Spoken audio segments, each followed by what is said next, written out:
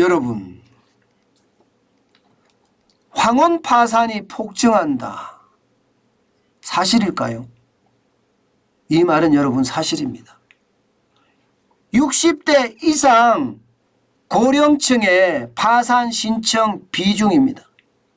37.7%예요.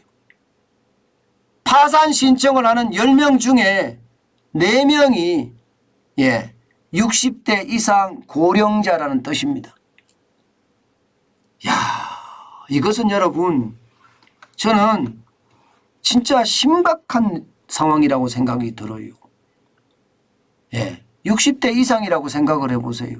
저도 이제 몇 년 있으면 60대가 되는데, 그렇게 따지면 시장의 어떤 충격이 60대에게 그대로, 60대 이제 고령자에 그대로 파급이 된다, 전이가 된다는 뜻인데 장난 아닙니다.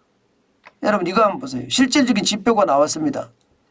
이게 연령별 개인 파산 신청 현황입니다. 2022년 상반기를 한번 보세요. 보시면 60대 이상, 제가 빨갛게 줄을 쳐놨습니다. 29.4%입니다. 6,035명입니다.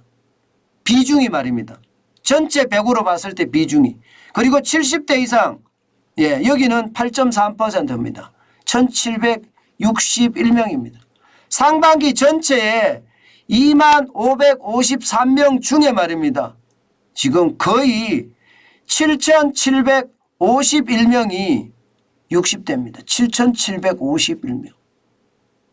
그러니 37.7%에 해당되는 거잖아요. 장난 아니게 많다는 이야기잖아요. 게다가 말입니다. 늘어나는 속도도 빨라요. 여러분, 60대, 70대 한번 볼게요. 2019년에는요. 비중이 22.1%밖에 안 됐습니다.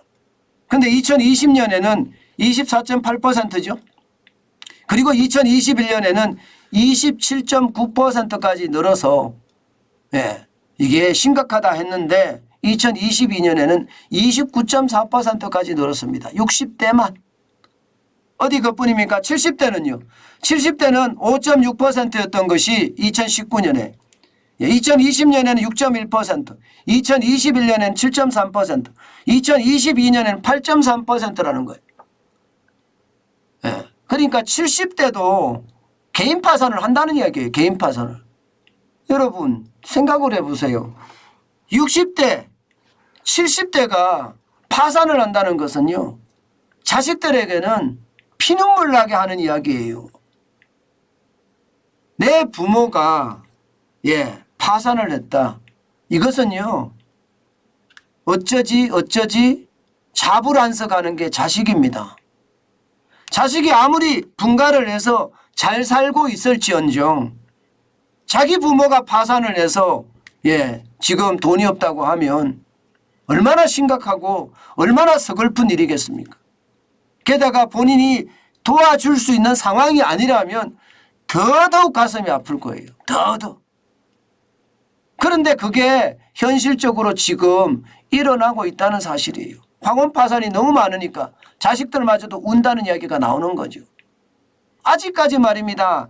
이 황혼이 되고 60대가 됐다고 해서 자식들이 자리를 잡지 못했거든요. 그러니 도와줄 여력이 그만큼 없으니까 울고 있는 그런 상황이라는 뜻입니다. 저는 이것을 보면서 말입니다. 참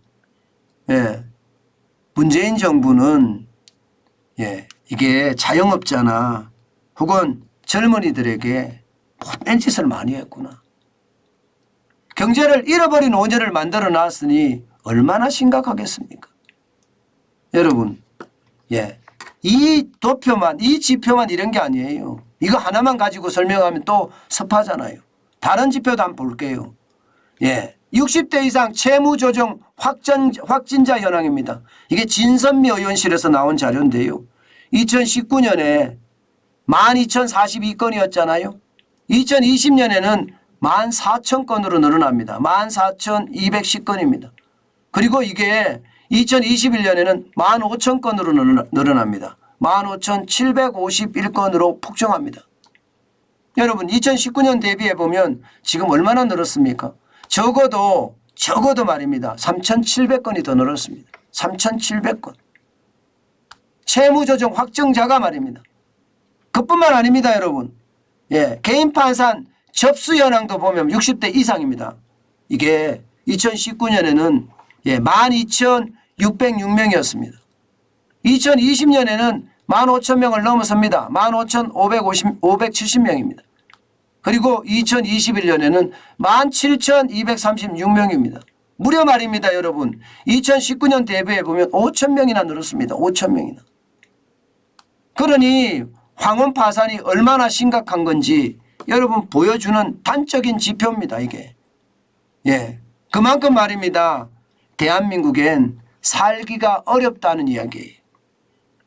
문재인 정부 시절에 분배하면서 쉽게 말하면 난리를 쳤어요. 그런데 이게 분배가 잘 된 건가요? 제가 거듭 말씀드리지만 문재인 정부는요. 이게 코로나 정책이나 혹은 경제 정책이나 완전히 폭망이었습니다. 저는 거리 두기를 워낙 오랫동안 2년 1개월을 완전히 통제 방역으로 했다는 것. 이게 결국은 자영업자 파산을 불러왔고 그중에 오랫동안 자영업을 하던 분들이 60대 70대였는데 이들이 망한다는 뜻이에요. 이들이. 게다가 최저임금은 지금 얼마나 많이 올렸습니까? 5년 사이에 거의 45% 가까이 올렸으니 생존하기가 어렵죠. 생존하기가. 지금 그 여파가 지금 다가오고 있는데 그중에서도 말입니다. 60대 이상에게 아주 악몽으로 태풍이 불고 있다. 이런 얘기가 되는 겁니다. 저는 여러분 파산이라는 게 이렇게까지 계속 늘어난다는 게 진짜 안타깝습니다. 그 어느 때보다 여러분 상황이 좋지 않다는 뜻도 됩니다. 제가 하나만 더 여러분에게 말씀을 드리고 오늘 아침 방송은 끝내도록 할게요. 하나가 더가 뭔가 하면요.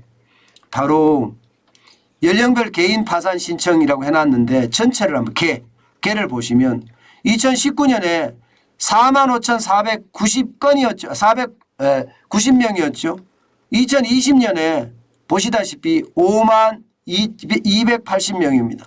2021년에는 48,966명이고요. 왜 제가 이걸 설명드리려고 하냐면 2019년에 최저임금이 많이 올랐을 때 굉장히 많은 사람들이 파산을 했다는 이야기예요. 그리고 시간이 지나면 지날수록 빚으로 견디다 못해 결국은 회생 신청을 하든지 파산 신청을 하는 경우가 더 많다는 거고요. 그중에서도 60대 70대가 많다는 것은 본인의 인생도 이게 재기할 수가 없거든요. 60대 70대는. 그래서 어렵고요. 자식까지도 눈물 나게 하는 그런 사고가 아닌가 저는 다시 한번 생각을 해봅니다. 제발 진짜 현장 중심에 저는 정책을 폈으면 좋겠어요. 탁상공론 이제 버리고요. 실제 현장에서 실물경제에 종사하는 사람들의 이야기를 귀담아 듣고 그 귀담아 들은 내용으로 정책을 잘 폈으면 좋겠어요. 권력 다툼 그만하고요. 국민들은 지금 악소리가 나고 있습니다. 숨 넘어갑니다. 윤석열 대통령 이야기했던 대로 숨 넘어갑니다. 제발이지 숨 넘어가는 국민들 굽어 살펴 주셔야 합니다. 그게 제가 오죽했으면 이렇게까지 말할까요? 지금 그만큼 경제가 어렵고요. 정부는 현실에 대한 파악이 제대로 안 돼 있는 것 같고요. 고통의 길이가 더더욱 길어질 것 같아서 제가 이렇게라도 말씀드립니다. 제발 국민들을 굽어 살펴 주시라고 말입니다.